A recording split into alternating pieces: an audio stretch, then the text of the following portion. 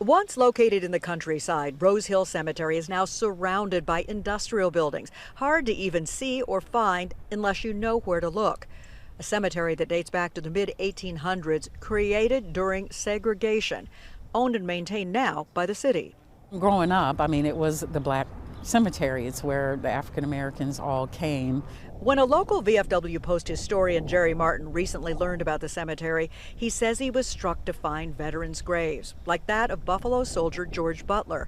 A few others are also recognized at their gravesite for their military service, but Martin realized there were likely many more veterans buried here whose markers were too old, too worn to identify. But when you look through the cemetery, you see how many unmarked probably plots there are here. You know that they're veterans resting in this place, and they're not identified and they're not honored. Nothing was being done here. And I said, why is that?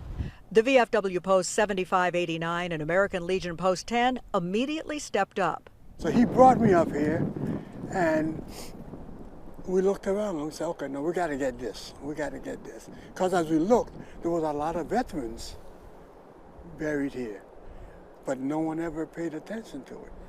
So on Memorial Day, for the first time, they placed flags on the graves of the known service members. But they had a more ambitious plan, raising several $1,000s for this memorial bench, just dedicated last Friday, to recognize the other black vets buried here. On the Marine Corps and all the services, you don't leave anybody behind. You don't forget them. And this is part of that. If we can't forget our past and what these men did. A lot of these gentlemen here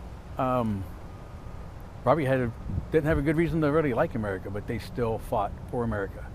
The men hope the bench itself and the inscription will send a new message to families who come here to remember. That people will come, they'll give them a place to sit and reflect and realize that we are here for them, and that's what our goal is. We're here for the veterans and their families. And from now on, this cemetery will be treated like so many others on important holidays. Veterans Day, Memorial Day, we bring the flags. In December, we put out the wreaths. We will take care of this post from now on.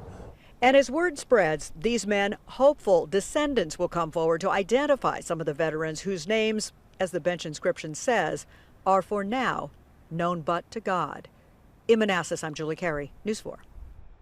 We thank you for watching, and remember, stay updated on breaking news and top stories on the NBC News app or watch live on our YouTube channel.